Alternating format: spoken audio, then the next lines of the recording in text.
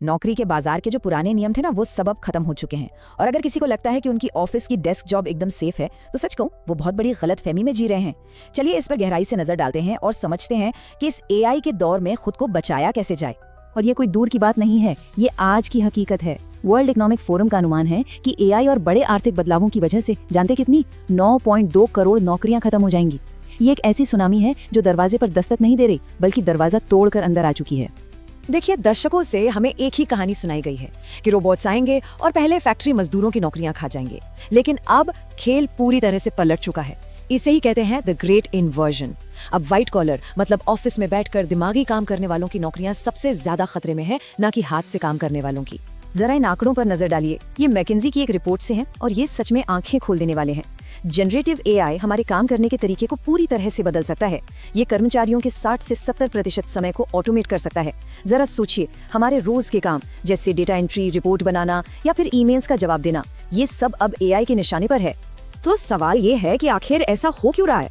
क्यों डिजिटल नौकरियां इतनी आसानी से खत्म हो रही हैं, जबकि शारीरिक मेहनत वाले काम अभी भी काफी हद तक सुरक्षित हैं?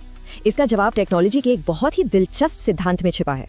ये है मोराविक का विरोधाभास। ये पैराडॉक्स या कहिए विरोधाभास एक बहुत ही सीधी सी बात कहता है। जो काम इंसानों के लिए मुश्किल हैं, जैसे मुश्किल से मुश्किल गणित या लॉजिक, वो एआई के लिए बहुत आसान है। और जो काम इंसानों के लिए बच्चों का खेल है, जैसे चलना फिरना या चीजों को महसूस करना, वो एआई के लिए लगभग नामुमकिन है। हांस मोराविक ने इसे क्या खूब कहा था, कंप्यूटर से बड़े लोगों जैसे इंटेलिजेंस टेस्ट पास करवाना तो आसान है, लेकिन उन्हें 1 साल के बच्चे जैसी देखने और चलने फिरने की क्षमता देना लगभग नामुमकिन है। यही है इस पूरे खेल का सार। ये टेबल इस विरोधाभास को और भी साफ कर देती है। एक तरफ है एआई जो तर्क और डेटा एनालिसिस में एकदम चैंपियन है, लेकिन जब बात आती है हमारी असल दुनिया में काम करने की, जहाँ चीजें बिखरी हुई और अनप्रेडिक्टेबल होती है, तो वहाँ एआई की हालत पतली हो जाती है।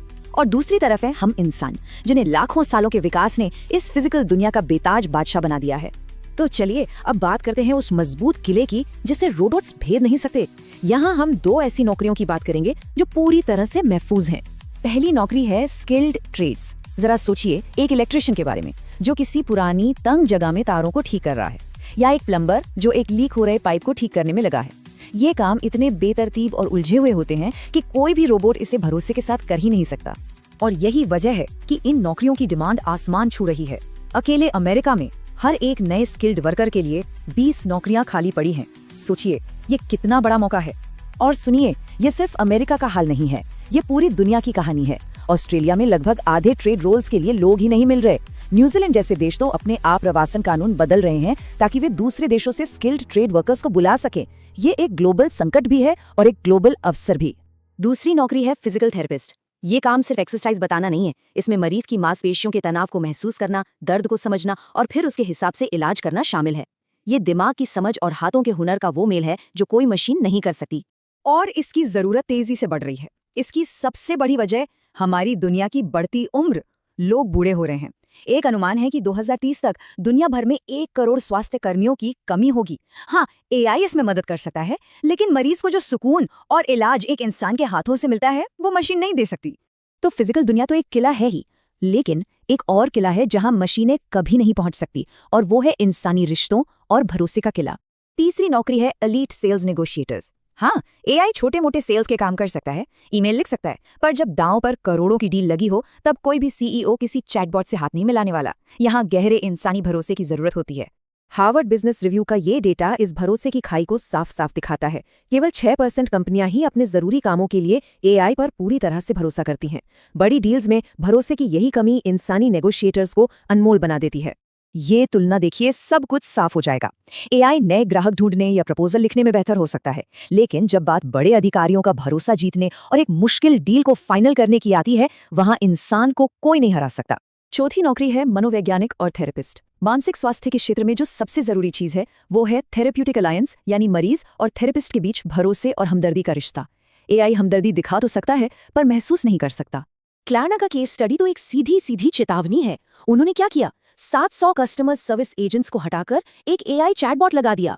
नतीजा, ग्राहकों का सैटिस्फैक्शन लेवल बुरी तरह गिर गया और उन्हें मजबूर होकर वापस इंसानों को नौकरी पर रखना पड़ा। सोचिए, अगर ऑटोमेटेड हमदर्दी बैंकिंग के झगड़ों में फेल हो जाती है, तो गहरे मानसिक सदमे के इलाज में इसका क्या हश्र होगा। और अब हम आ पहुंचे हैं उस आखिरी करियर पर, एआई के इस दौर की सबसे ताकतवर, सबसे जरूरी नौकरी। ये वो भूमिका है जो न सिर्फ आपको सुरक्षित रखेगी बल्कि आपको इस नई दुनिया का बादशाह बनाएगी। देखिए, भविष्य एआई से भागने वालों का नहीं है, बल्कि उसे चलाने वालों का है। भविष्य उन लोगों का है जो इस नई डिजिटल वर्कफोर्स को डिजाइन करते हैं, उसे बनाते हैं और उसे मैनेज करते हैं। एआई ऑर्केस्ट्रेटर की भूमिका ठीक यही है। ये वो लोग हैं जो एआई सिस्टम्स का पूरा ढांचा तैयार करते हैं। वे सुरक्षा और कंट्रोल के नियम बनाते हैं और सबसे जरूरी बात, वे कंपनी की जरूरतों को एक काम करने वाले डिजिटल सिस्टम में बदलते हैं।